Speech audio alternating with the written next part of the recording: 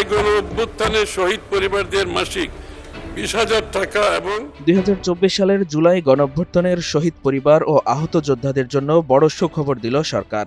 নতুন বাজেটে প্রথমবারের মতো তাদের জন্য বিশেষ মাসিক ভাতা ও কর সুবিধার প্রস্তাব ঘোষণা করা হয়েছে। বৃহস্পতিবার জাতীয় সংসদে 2026-27 অর্থ বছরের বাজেট উপস্থাপনাকালে অর্থমন্ত্রী আমির খসরু মাহমুদ চৌধুরী এ ঘোষণা দেন। তিনি বলেন, জুলাই গণঅভ্যুত্থানের চেতনা ও আকাঙ্ক্ষাকে বাস্তবায়ন করতে সরকার প্রতিশ্রুতিবদ্ধ এবং জুলাই জাতীয় সনদ বাস্তবায়নে প্রয়োজনীয় পদক্ষেপ নেওয়া হচ্ছে।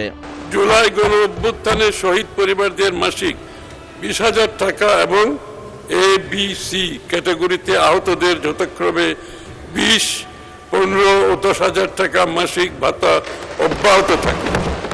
প্রস্তাবিত বাজেট অনুযায়ী জুলাই গণঅভ্যুত্থানে শহীদ হওয়া প্রতিটি পরিবারের জন্য মাসিক 20,000 টাকা সম্মানী ভাতা চালু করা হবে।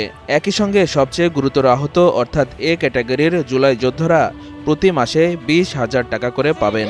মোবাইলের ফ্ল্যাশ লাইট দিয়ে গলিতে গলিতে খুঁজছি, অথবা গুলি লাগে কোথাও আছে, অথবা কোনো ট্রেনে পড়ে আছে।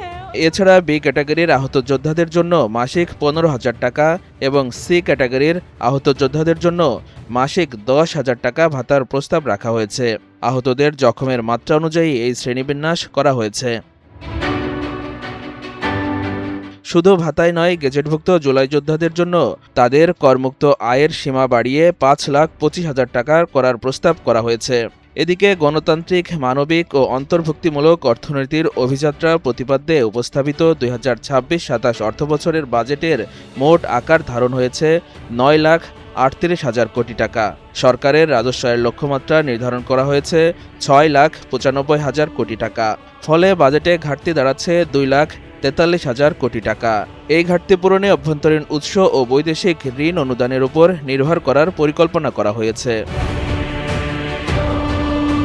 প্রস্তাবিত বাজেটে আগামী অর্থবছরে মূল্যস্ফীতি 7.5% নামিয়ে আনা এবং অর্থনৈতিক প্রবৃদ্ধি 6.5% উন্নীত করার লক্ষ্য নির্ধারণ করা হয়েছে। উল্লেখ্য, জাতীয় সংসদের স্পিকার হাফিজ উদ্দিন আহমেদের সভাপতিত্বে এবং প্রধানমন্ত্রী তারেক রহমানের উপস্থিতিতে বাজেটটি উপস্থাপন করা হয়।